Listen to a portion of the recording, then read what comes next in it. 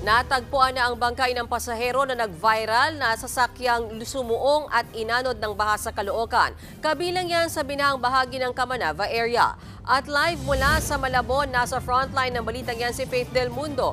Faith, mataas mo ba ang baha dyan? Yes, Bea, nandito nga tayo sa Panghulo Road. Dito yan sa Malabon. Kung didiretsuhin nga yan yung papunta sa Obando, Bulacan. Ngayon, medyo mababa na nga yung level ng tubig dito. Pero dun sa may gitna na yan, hanggang binti pa yung level ng tubig ng baha. Pero nung kahapon nga, nakaraang Lunes at nung Martes, talaga namang tampas tuhod pa yung level ng tubig ng baha.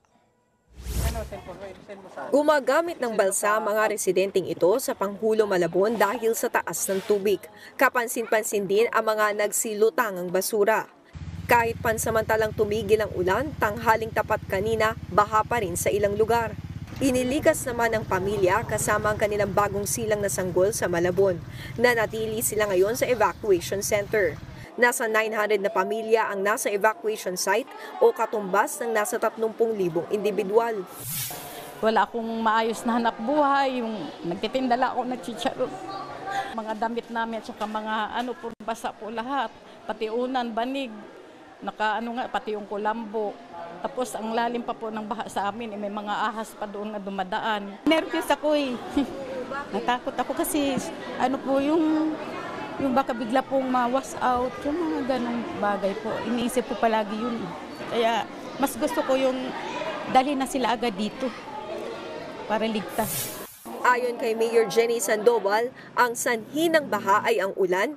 High tide na nagpapalala ng pagbaha sa lungsod ay ang sirang navigational floodgate. Pero sana naman sa lalo madaling panahon, maisaayos na po natin ang navigate dahil syempre we're supposedly expecting 17 typhoons for this year.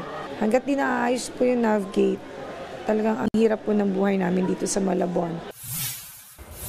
Tumambad naman ang bangkay ng babaeng ito sa Taliptip, Bulacan ngayong hapon. Kinilala siya ng kanyang pamilya.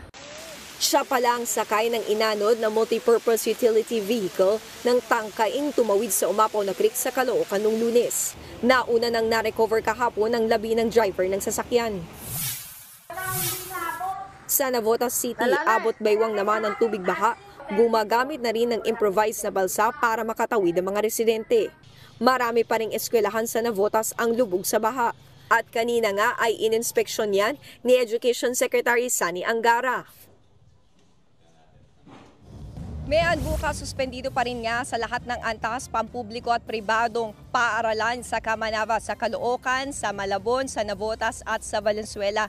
Samantala nga dahil nga nasa state of calamity pa rin ang Malabon, yung lungsod ng Malabon, ibig sabihin nga yan 30% ng Local Disaster Risk Reduction Management Fund o yun yung magiging Quick Response Fund na nag-a-amount nga yan sa 44 million pesos ang magagamit sa emergency at sa rehabilitation ng lungsod. Mean. Okay, maraming salamat, Faith Del Mundo. Mga kapatid, Mean Los Baños po, huwag magpahuli sa mga balita at impormasyong dapat ninyong malaman. Para sa mas malawak na balitaan at diskusyon, mag-follow at mag-subscribe na sa social media pages ng News 5.